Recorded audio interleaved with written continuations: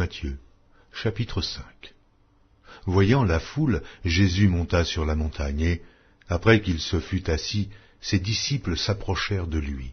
Puis, ayant ouvert la bouche, il les enseigna et dit : Heureux les pauvres en esprit, car le royaume des cieux est à eux.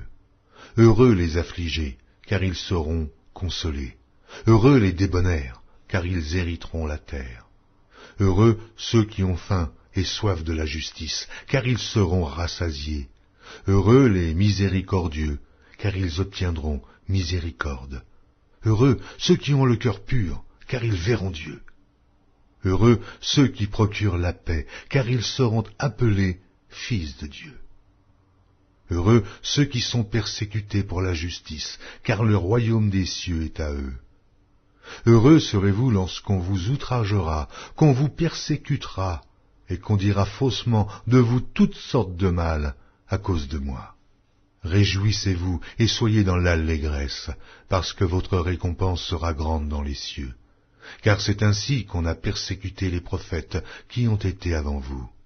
Vous êtes le sel de la terre, mais si le sel perd sa saveur, avec quoi la lui rendra-t-on ?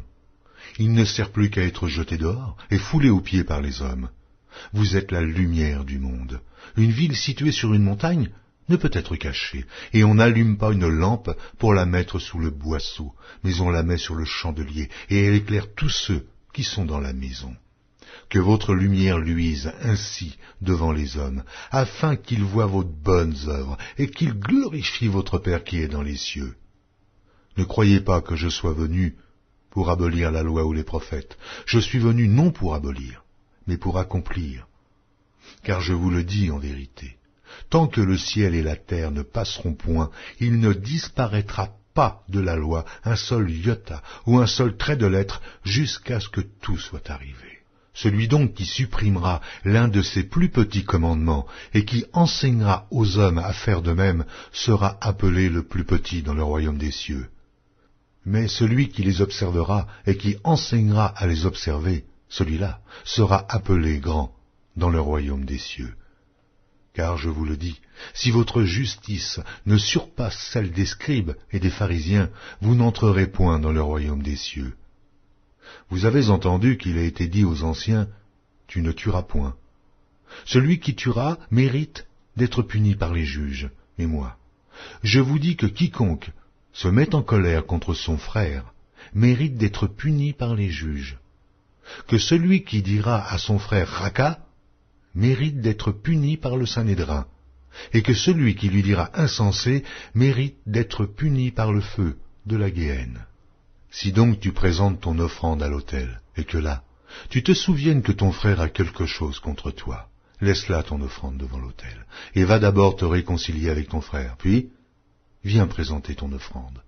Accorde-toi promptement avec ton adversaire, pendant que tu es en chemin avec lui, de peur qu'il ne te livre au juge, que le juge ne te livre à l'officier de justice, et que tu ne sois mis en prison.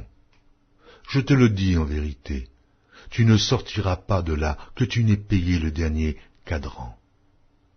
Vous avez appris qu'il a été dit, tu ne commettras point d'adultère. Mais moi, je vous dis que quiconque regarde une femme pour la convoiter a déjà commis un adultère avec elle dans son cœur. Si ton œil droit est pour toi une occasion de chute, arrache-le et jette-le loin de toi. Car il est avantageux pour toi qu'un seul de tes membres périsse, et que ton corps entier ne soit pas jeté dans la Guéhenne. Et si ta main droite est pour toi une occasion de chute, coupe-la et jette-la loin de toi, car il est avantageux pour toi qu'un seul de tes membres périsse, et que ton corps entier n'aille pas dans la Guéhenne. Il a été dit que celui qui répudie sa femme lui donne une lettre de divorce.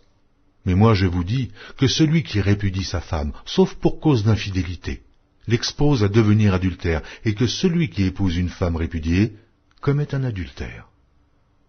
Vous avez encore appris qu'il a été dit aux anciens, « Tu ne te parjureras point, mais tu t'acquitteras envers le Seigneur de ce que tu as déclaré par serment. » Mais moi, je vous dis de ne jurer aucunement, ni par le ciel, parce que c'est le trône de Dieu, ni par la terre, parce que c'est son marchepied, ni par Jérusalem, parce que c'est la ville du grand roi.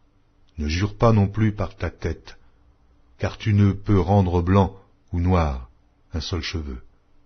Que votre parole soit oui, oui, non, non. Ce qu'on y ajoute vient du malin. Vous avez appris qu'il a été dit œil pour œil et dent pour dent. Mais moi je vous dis de ne pas résister aux méchants. Si quelqu'un te frappe sur la joue droite, présente-lui aussi l'autre. Si quelqu'un veut plaider contre toi et prendre ta tunique, laisse-lui encore ton manteau. Si quelqu'un te force à faire 1000, fais-en 2 avec lui. Donne à celui qui te demande, et ne te détourne pas de celui qui veut emprunter de toi. Vous avez appris qu'il a été dit, tu aimeras ton prochain, et tu haïras ton ennemi. Mais moi, je vous dis, aimez vos ennemis, bénissez ceux qui vous maudissent, faites du bien à ceux qui vous haïssent, et priez pour ceux qui vous maltraitent et qui vous persécutent, afin que vous soyez fils de votre Père qui est dans les cieux, car il fait lever son soleil sur les méchants et sur les bons, et il fait pleuvoir sur les justes et sur les injustes. Si vous aimez ceux qui vous aiment, quelle récompense méritez-vous? Les publicains aussi, n'agissent-ils pas de même? Et si vous saluez seulement vos frères, que faites-vous d'extraordinaire? Les païens aussi, n'agissent-ils pas de même? Soyez donc parfaits, comme votre Père céleste est parfait.